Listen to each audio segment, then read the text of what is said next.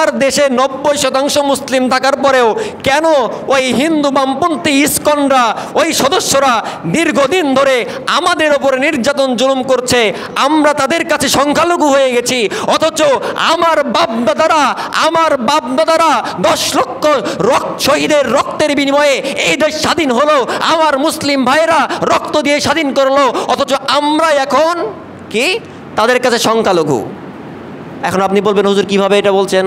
আপনি দেখলেন না এই যে হিন্দু বামপন্থী সংগঠন ইসকন, ওই ইসকন নামক সংগঠন গত কয়েকদিন আগে ঢাকা, গাজীপুর, টঙ্গী একজন ইমাম সাহেব, একজন খতিব সাহেব, তিনি ইসকনের বিরুদ্ধে কথা বলার কারণে, তাদের কার্যক্রম জনগণের সম্মুখে তুলে ধরার কারণে ওই ইসকন সদস্যরা ওই মহিবুল্লাহ সাহেবকে পঞ্চগড়ের ওই যে ইন্ডিয়ার সীমান্তে নিয়ে শিকল দিয়ে বেঁধে রেখে তাকে উলঙ্গ করে অবস্থায় ফেলে রাখা হয়েছে।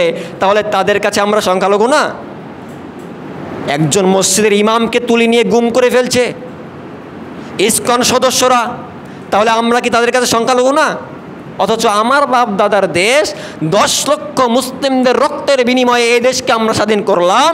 10 লক্ষ হিন্দুর রক্তের বিনিময়ে দেশ স্বাধীন হয় নাই, 10 লক্ষ খ্রিস্টানের রক্তের বিনিময়ে স্বাধীন হয় নাই, 10 লক্ষ মুসলিম মা বোনদের রক্তের বিনিময়ে বাংলাদেশ আমরা স্বাধীন করেছি। এবং 90% মুসলিমদের দেশে কিভাবে তারা এইভাবে সাহস পায়?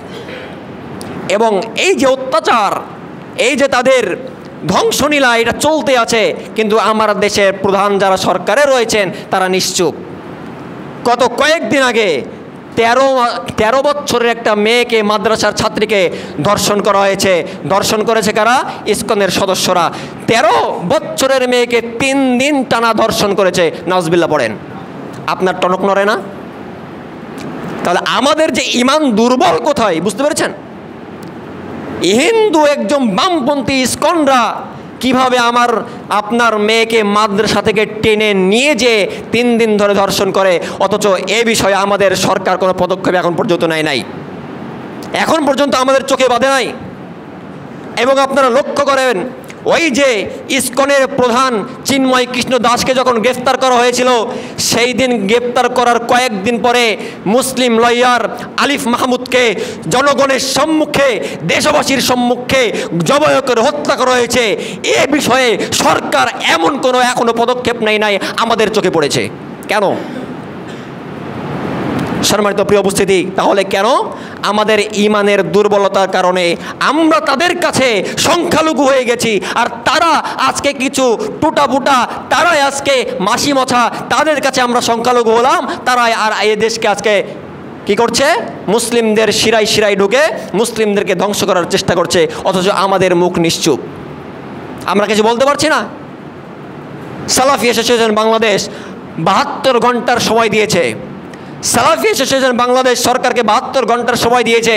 এই 72 ঘন্টার মধ্যে বামপন্থী সংগঠন ইসকনকে যদি নিষিদ্ধ করানো হয়, আল্লাহর কসম করে বলি, বাংলাদেশের প্রত্যেকটি জায়গায় জায়গায় যুবকরা এর বিরুদ্ধে আন্দোলন গড়ে তুলবে ইনশাআল্লাহ। রাগ করছেন? রাগ করছেন? যদি আজকে এখানে দাঁড়িয়ে আমি আব্দুল্লাহ আল মুহিত এই কথাগুলো না বলি, তাহলে আমি আল্লাহর কাছে অপরাধী হয়ে থাকবো, ধরা